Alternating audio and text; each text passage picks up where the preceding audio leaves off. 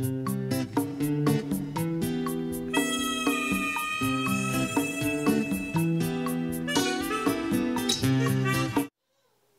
vás na stránkach nášho portálu pedia.sk a dnes sme si pre vás nachystali videorecenziu zariadenia, ktoré stále vzbudzuje kritiku, ale i obdiv zákazníkov, a je to Apple iPad. Keď sa tento model na našom trhu oficiálne ešte nepredáva, je už vlastne možné ho zakúpiť vo viacerých e-shopoch. Takže pustíme sa rovno do toho. To zariadenie, najskôr poviem asi svoj osobný pocit, ktorý som mal, keď som to zariadenie prvýkrát držal v ruke. I keď mnohí kritizujú jeho hmotnosť, mi sa zdá, že to zariadenie je neuveriteľne ľahké. Má síce 680 gramov, čo je v porovnaní s bežným telefónom ozaj obor, ale na takéto rozmerný tablet, ktorý má uhlopriečku 9,7 palca, je to v celku obstojné. Dá sa pohodlne držať jednou rukou, čiže nemáte najmenší problém s ovládaním. Čiže z tohto pohľadu musím pochváliť Apple za to, že to zariadenie je celkom kompaktné, dá sa pracovať s dvomi rukami, dokážete na klávesnici písať, to si neskôr ukážeme, ale taktiež jednou rukou si dokážete iPad držať a pohodlne napríklad palcom posúvať internetovú stránku. Aby som ešte nezostal dlžný tie rozmery, hmotnosť je už spomínaných 680 gramov, na výšku iPad má 24,3 cm, tá šírka je necelých 19.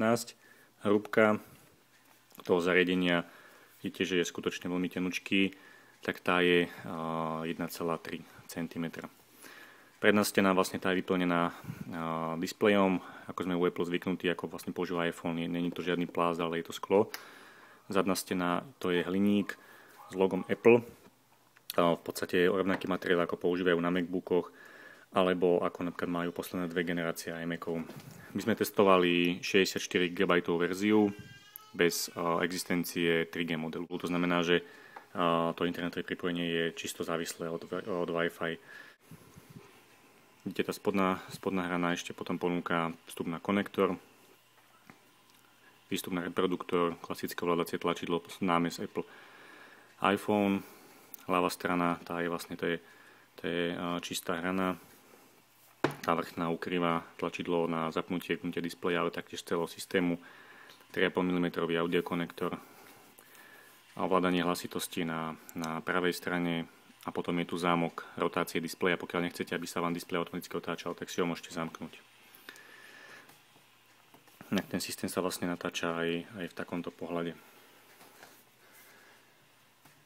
Aj v zamknutom vlastne stave, keď to tak môžem povedať. Na úvod ešte jedna vec. Mne sa síce po mnohých recenziách, ktoré som na iPad čítal, všetci sa ho snažili vlastne vsunúť niekde medzi iPhone a MacBooky. Mne sa však zdá, že je to vlastne veľmi veľký iPhone. V podstate ten systém, jak je nastavený, jeho ovládanie, jeho možnosti, jednotlivé aplikácie sú v podstate veľmi, veľmi identické, ako ponúka Apple iPhone.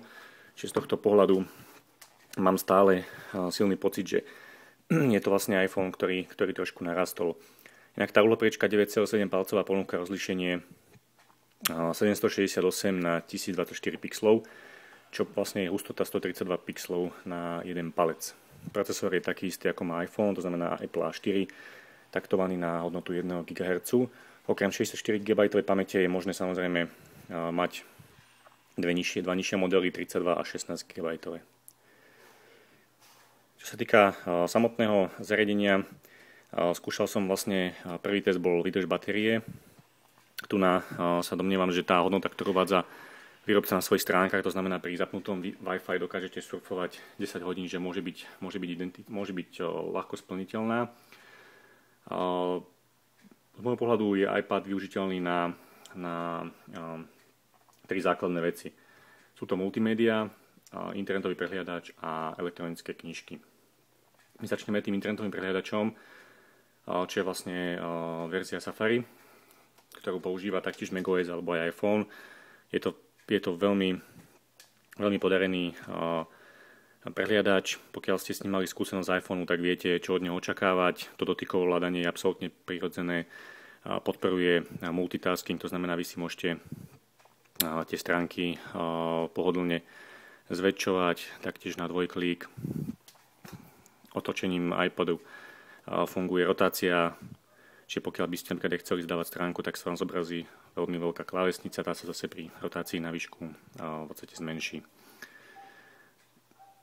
Môžete si otvárať viacero stránok ako po forme načítavania súbežne, avšak pokiaľ tú stránku necháte otvorenú dlhšie, tak a vrátite sa k nej neskôr, tak ona sa potom vždy opätovne načítava, čo samozrejme je trošku nevýhoda, ako napríklad teraz, že ju nenačítava automaticky vlastne z cache pamäte. Môžete si stránku pridať ako bookmark, alebo dokážete vlastne tu mať prístup k vlastným záložkám. Multimédia reprezentované napríklad prehľadačom fotografií sú vyriešené podobne ako na iPhone. Vy ako náhle nahráte cez iTunes fotky, tak máte vytvorenú vlastnú galériu. Fotku si dokážete vlastne zoomovať, čo je úplne cez multitasking. Ako vidíte, tá plynulosť je proste uchvatná, môžete robiť čokoľvek, tie fotky sú, nikdy nebudete mať pocit, že ten iPad nestíha, alebo že je tam niečo neprirodzené, alebo nejaký pohyb, ktorý nie je plynulý. Čiže z tohto pohľadu opäť typický Apple a musím povedať, že sa im to zariadenie veľmi podarilo. Nastavenia. Tá ponuka sa mi opäť zdá, že kopíruje iPhone, pretože tie nastavenia, ak sú general, všeobecné nastavenia mailov, kontaktov alebo kalendárov, Safari, prehrávača sú v podstate veľmi prevzaté, čiže tu sa nikde nestratíte, všetko máte vždy po ruke, nastavenia, zvuky, čiže opäť veľmi bola mňa pochvala Apple za to, že nevymýšľal nič nové, ale len upravil existujúcu ponuku iOS, ktorá je vlastne v Apple iPhone. Čo sa týka aplikácií, samozrejme rovnaký princíp funguje ako pre iPhone. Sťahujú sa z iTunes, pričom dokážete na zariadení spustiť aj aplikáciu, ktorá je určená pre iPhone. Potom vidíte, že je zmenšená, vy si ju v dolnom rohu vlastne môžete zväčšiť, ale potom sa tá zranitosť výrazne zvýši. Čiže je tá aplikácia plne hrateľná. Ako vidíte. Potom sú aplikácie, ktoré sú určené výlučne pre iPad, to znamená, že využívajú veľkosť jeho displeja.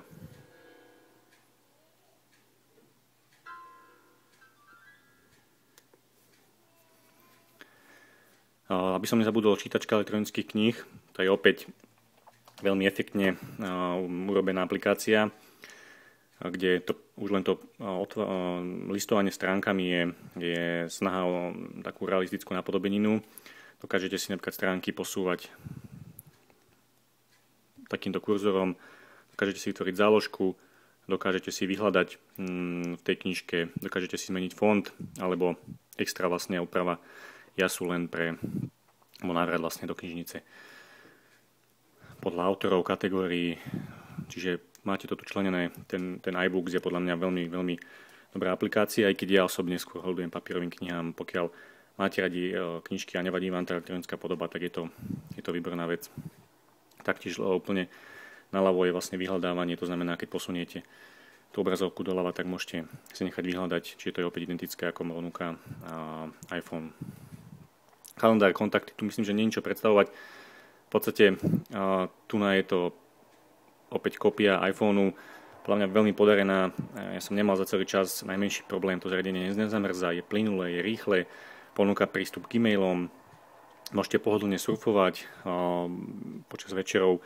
Zase je tu elektronická čítačka kníh, čiže z tohto pohľadu je istotne iPhone prínosom a ničím vás nesklame. Vidíte, že aj tá notifikácia v tom vrchnom riadku, na tom ešte zabudli, vidíte označenie iPad, potom prístup k Wi-Fi sieti, hodiny a percentuálny stav batérie, ten si môžete tie percentá v systéme vypnúť, to je opäť identické ako ponúka napríklad Apple iPhone. Z našej strany by to bolo zatiaľ všetko. My sa pokúsime v nasledujúcich týždňoch ešte iPad získať na dlhšiu dobu, aby sme ho podrobili dôkladnejšiemu testovaniu a zároveň si aj predstavíme potom také vychytávky toho systému a detailne naše samotné aplikácie. Takže ďakujeme za pozornosť a dovidenia.